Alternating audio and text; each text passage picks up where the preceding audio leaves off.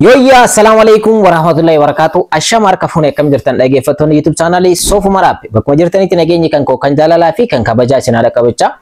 Video keenya kanarratti immoo kan ilaallu akkaataa ittiin meekii namatti gurguree namaaf erguu dandeessanii fi namni sun immoo qarshii biyya keenyaatiin akka isiniif ergu akkaataa ittiin gochuu dandeessanidha kan isinitti agarsiisu.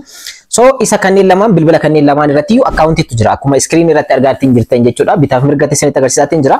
Isa kanarra duwwaa tuqaa duwwaa tokkotu jira. Isa normaala kan koo kan kanaa dura video hojjedhe irratti 7.4 irraa baasne jechuudha. Meekaa 7.4 doolaara 44 irraa baasneetiin jira. So asirratti ilaaluu dandeessan isa irraa baasnellee jechuudha.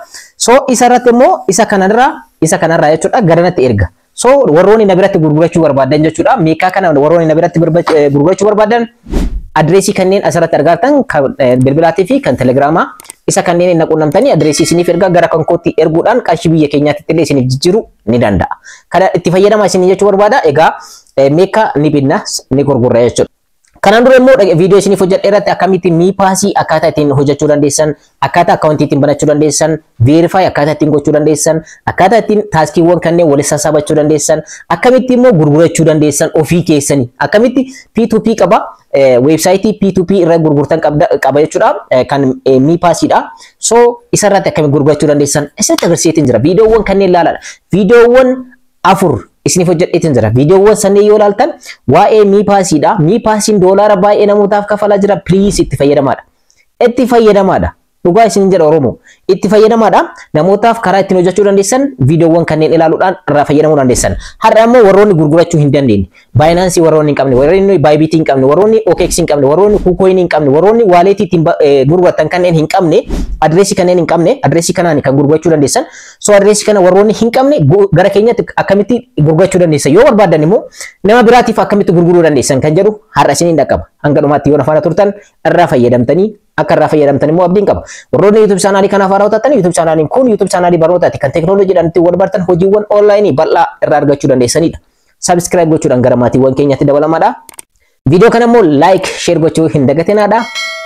Amma gara barnootichaatti. Egaa isaan lamaanuu wal cinaa qabaatiin isinitti agarsiisaatiin jira. Isa tokko irratti duwwaa tuqaa tokkotu argama. Isa tokko irratti immoo duwwaa tuqaa duwwaa tokkotu argama. So akkamitti erguu dandeenya gara tokkootti kan jedhu isinitti agarsiisu. So jalqaba irratti namni erguu fi barbaadan sun adreesii isiniif erga namni isinif gurgurachuu barbaadu. Fakkeenyaaf bilbila amma isinitti agarsiisaa jiru kanattu gurgurachuu barbaada waan ta'eef so maal gochuu qaba adreesii na gaafataa jechuudha. So adreesii kan koo ergee fi booda isa kana ammoo gara kiyyatti ni ergaa jechuudha. Akkamitti erguu akka danda'u isinitti agarsiisa. So fakkeenyaaf adreesii namaaf erguudhaaf adreesii naaf ergi jettanii isin itti gurgurachuu yoo barbaadan adreesiin inni isiniif kennu received kan jettu ni argamti.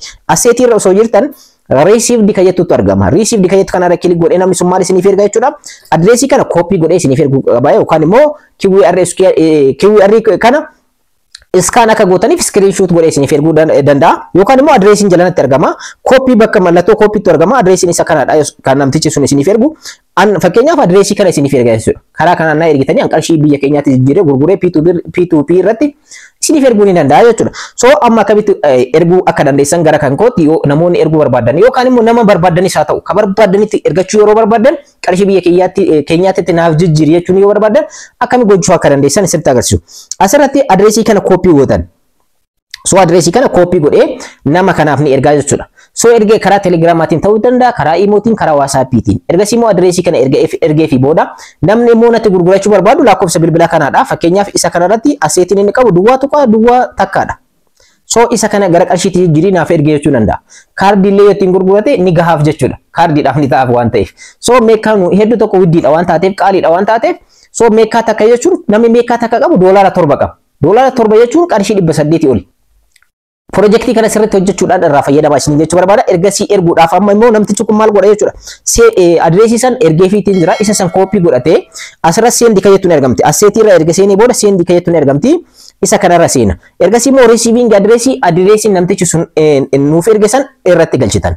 Egaa adreesii an amma ergeef jechuudha. So ergeefi jira jechuudha. Karaa kamiin ergaaf amma fakkeenyaaf karaa kamiin ergaa fi gara karaa telegiraamaatiin haa erguu fi telegiraam irra seenaa namticha kanaaf jechuudha.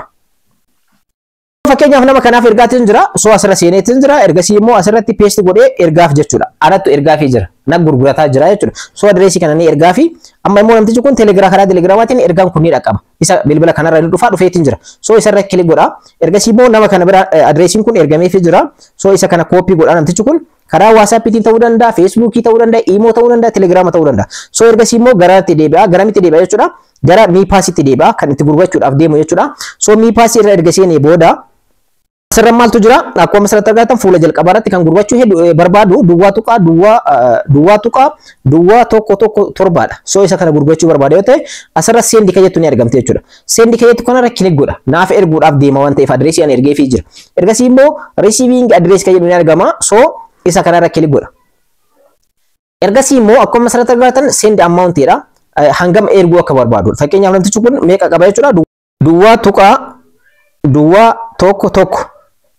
So namtichi kun hangana naaf erguudhaaf deema transaction fee wajjin jechuudha. Fakkeenyaaf duwwaa tokko afur jechuudha. Kana erguudhaaf deema. So ergasii immoo asirratti gaas fee ni jira. Gaas fee kana itti hidhuu dagatinaadha. Kana qabaachuu qabdan baalaansii keessanirra gaas fee isin gaafatu jechuudha. So adreesii kan kooti galcheetiin jira. Send amount haga itti erguu barbaadu. Inni meeqa tokkollee ta'uu danda'a, lamallee ta'uu danda'a, duwwaa tuqaa takka ta'uu danda'a, sadi ta'uu danda'a. Hanga barbaade haga qabe gara kan kooti erguu danda'a. Nama biraafis haala kanaaf olii ergitan jechuu barbaadeeti ani.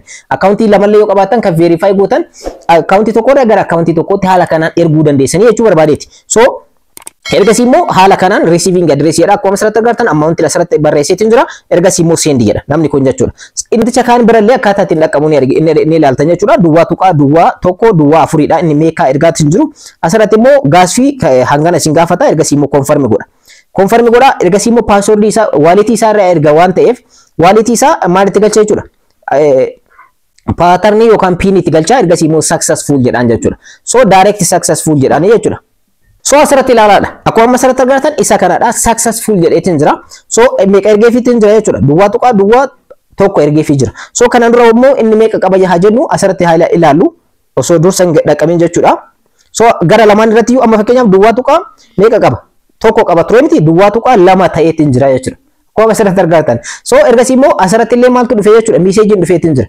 Hanga ergameef kan ibsu asirratti miipaas irraa ergameef jira. Asirratti successful jedheetiin jira. So meeqa ta'ee jira jechuudha? Duwwaa lama ta'eetiin jira jechuudha. Asirratti tokko turte duratti. So namtichi kun meeqa ergeefi? Duwwaa takka ergeefi jira. Duwwaa lama ta'eetiin jira jechuudha. Haala kanaan waliif erguu ni dandeessanii. Warroonni gurgurachuu barbaadan illee haala kanaan gurgurachuu ni dandeessanii.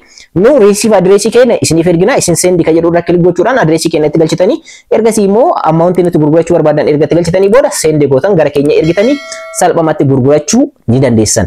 Egaa dhaggeeffattoota koo miipaasiin ajaa'iba. Doolaara baay'ee irraa hojjechaatiin kan jirrudha. Irraa fayyadamaa isiniin jechuudhaaf gara keessanitti fida.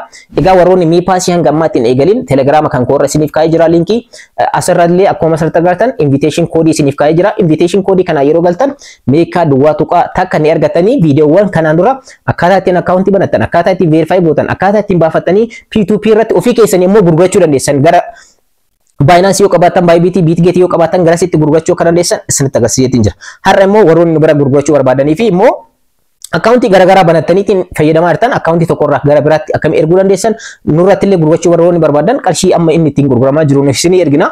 So adreesii isaniin kontaaktii nu gochuudhaan akka nuuf ergitan akkaataa ittiin erguu dandeessan isinitti agarsiisuu barbaadetti. Akka irraa fayyadamtan abdiin qaba. Yeroo biraa viidiyoo biraa waliin wal argina hanga sitti nagaan tura isiniin jecha warroonni YouTube channel kanaaf haaraa taatan subscribe, like, share gochuun irraanfatinaadha.